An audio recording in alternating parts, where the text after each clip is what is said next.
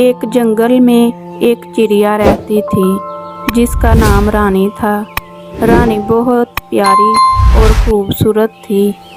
उसके परों का रंग सुर्ख और पीला था जो सूरज की रोशनी में चमकता था। रानी चिड़िया जंगल में खुशगवार जिंदगी गुजार रही थी। रानी चिड़िया दरख्तों के दरमियान उड़ती फिरती और अपने प्यारे से नन्हे नन्हे दोस्तों के साथ खेलती रहती।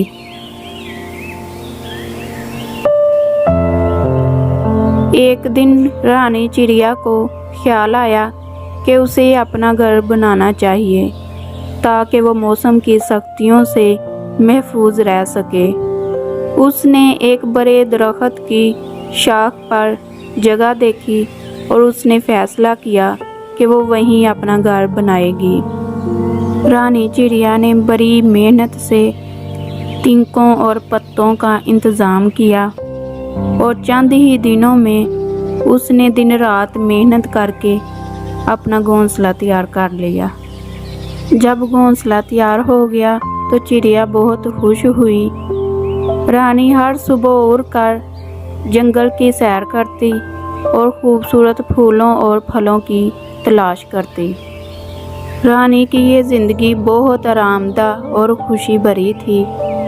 एक दिन रानी चिड़िया ने देखा कि कुछ दूर एक कौवा बैठा हुआ है। दिखाई दे रहा है कि वो बहुत परेशान है। रानी चिड़िया ने उससे पूछा, कौवे भैया क्या बात है, तुम इतने परेशान क्यों हो? चिड़िया बहन, मेरा घोंसला दरख्त से गिर गया है और अब मैं बेघर हो गया हूँ। रानी ने कौवे की बात सुनी और कहा, फिक्र मत करो, मेरे घोंसले में अभी बहुत जगह है, तुम मेरे साथ मेरे घोंसले में रह सकते हो। कौवा बहुत खुश हुआ। उसने रानी का शुक्रिया अदा किया। अब दोनों ने एक साथ घोंसले में रहना शुरू कर दिया और वो दोनों बहुत अच्छे दोस्त बन गए। वो मिलकर खुराक तलाश करते और शाम को एक दूसरे को कहानियाँ सुनाते। एक दिन जंगल में तूफान आ गया। तेज़ हवाएं चलने लगी, काले बादल छा गए और बहुत ज़ोरदार बारिश होने लगी। रानी चिड़िया और कौवा अपने घोंसले में छुप गए, लेकिन हवा की शिद्दत इतनी तेज़ थी कि उनका घोंसला हिलने लगा। चिड़िया डर गई और कहने लगी, कौवे भाई, हमें कुछ करना होगा वरना हमारा घोंसला गिर जाएगा। कौवे ने फौरन कहा, हमें कुछ तिनके और जमा करने होंगे ताकि हमारा घोंसला मजबूत हो जाए। रानी और कौवे ने मिलकर तूफान के दरमियान ही तिनके जमा किए।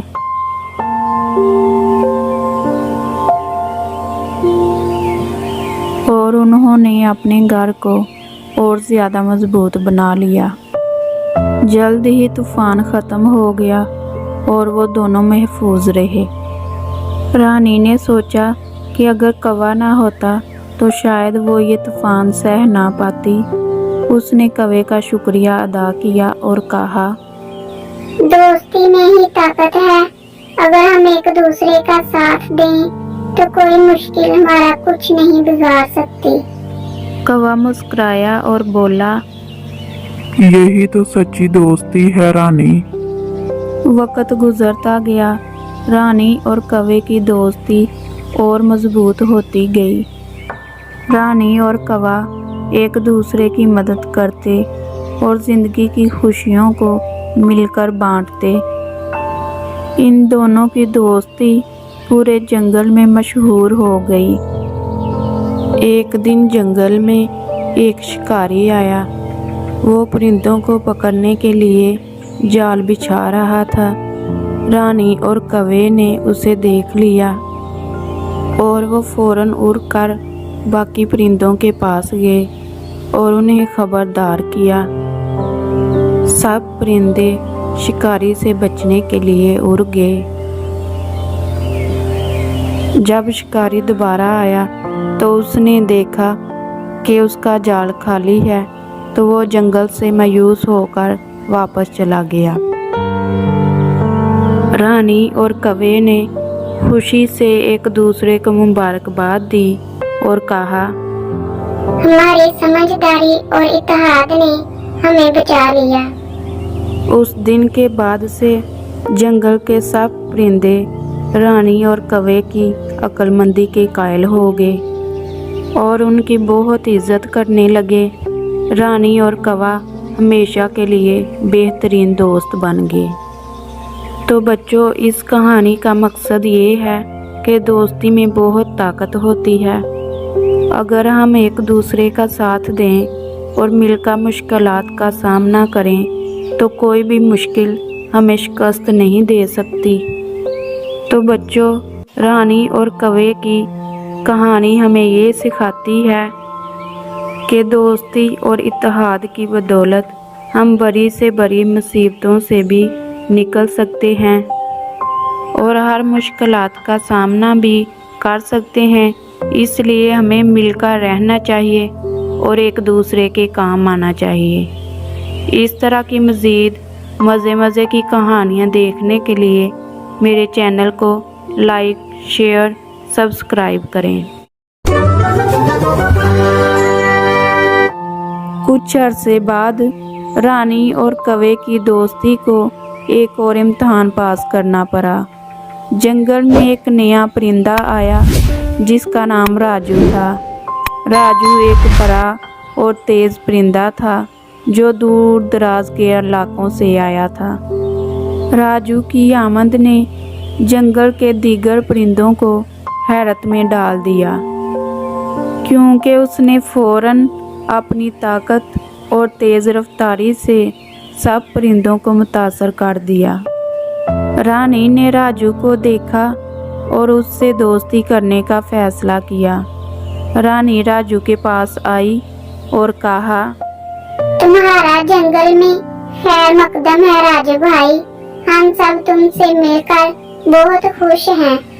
राजू ने रानी की बात सुनी और मुस्कुराते हुए कहा, शुक्रिया रानी, मैं भी यहाँ आकर बहुत खुश हूँ, लेकिन मुझे लगता है कि यहाँ के परिंदे बहुत कमज़ोर और सुस्त हैं। मैं इन्हें सिखाना चाहता हूँ कि किस तरह तेज़ी से उड़ना और शिकार करना चाहिए। रानी को राजू की बातें अजीब लगी, लेकिन उसने कुछ नहीं कहा।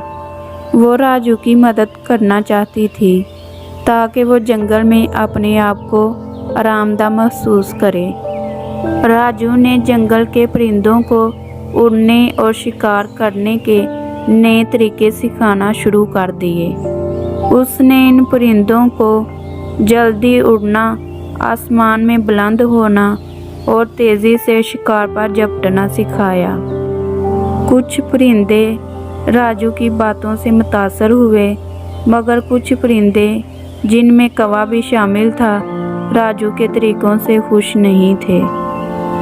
कौवे ने रानी से कहा, मुझे राजू के तरीके पसंद नहीं हैं। वो परिंदों को तेज रफ्तारी और ताकत के सबक दे रहा है, लेकिन दोस्ती और मोहब्बत की कोई बात नहीं करता। रानी ने कौवे की बात सुनी और कहा, हो सकता है कि राजू की नीयत ठीक हो, हमें देखना चाहिए कि वो क्या कर रहा है। चंद दिन बाद जंगल में एक बहुत बड़ा सांप आ गया। सांप बहुत खतरनाक था और उसने बहुत से परिंदों का शिकार करना शुरू कर दिया। जंगल के सब परिंदे खौफजदा हो गए। राजू ने फैसला किया कि वो इस सांप का मुकाबला करेगा और जंगल के परिंदों को बचाएगा। राजू ने तेज़ रफ्तारी से सांप पर हमला किया, लेकिन सांप भी बहुत ताकतवर था।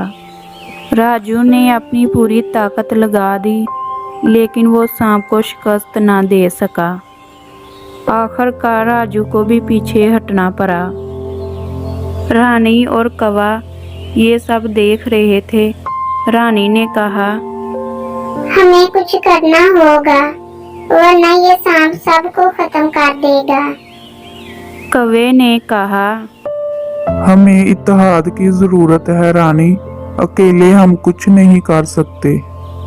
लेकिन अगर सब परिंदे मिलकर इस सांप का मुकाबला करें तो हम इसे शिकस्त दे सकते हैं। रानी और कौवे ने फौरन जंगल के सब परिंदों को जमा किया और इन्हें बताया कि सांप का मुकाबला कैसे करना है। सब परिंदों ने मिलकर एक मंसूबा बनाया और सांप पर इकट्ठे हमला कर दिया। राजू ने भी इस हमले में हिस्सा लिया, लेकिन उसने पहली बार महसूस किया कि इत्तेहाद की ताकत क्या होती है। सब परिंदों ने मिलकर सांप को शिकस्त दी और उसे जंगल से भागने पर मजबूर कर दिया। जब सांप चला गया तो सब परिंदे खुशी से झूम उठे।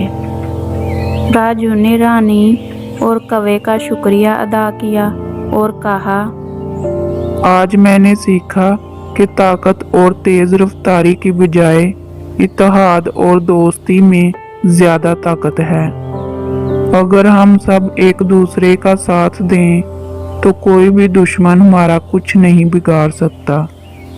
इसके बाद राजू ने अपने तरीकों को तब्दील कर दिया और सब परिंदों को सिखाया कि वो एक दूसरे की मदद करें, मोहब्बत और इत्तेहाद से रहें। रानी, कौवा, राजू और जंगल के सब परिंदे मिलकर एक साथ खुशी से रहने लगे। वो जान गए थे कि दोस्ती और इत्तेहाद ही इनकी असल ताकत है। तो बच्चों, इस कहानी से हमें ये सबक मिलता है कि ज़िंदगी की सबसे बड़ी ताकत दोस्ती, इत्तेहाद और मोहब्बत में है। चाहे हालात कितने ही मुश्किल क्यों ना हों, अगर हम एक दूसरे का साथ दें और मोहब्बत से काम करें तो हम हर मुश्किलात पर काबू पा सकते हैं। ये कहानी हमें सिखाती है कि हमें मिलजुल कर इत्तेहाद और मोहब्बत के साथ रहना चाहिए।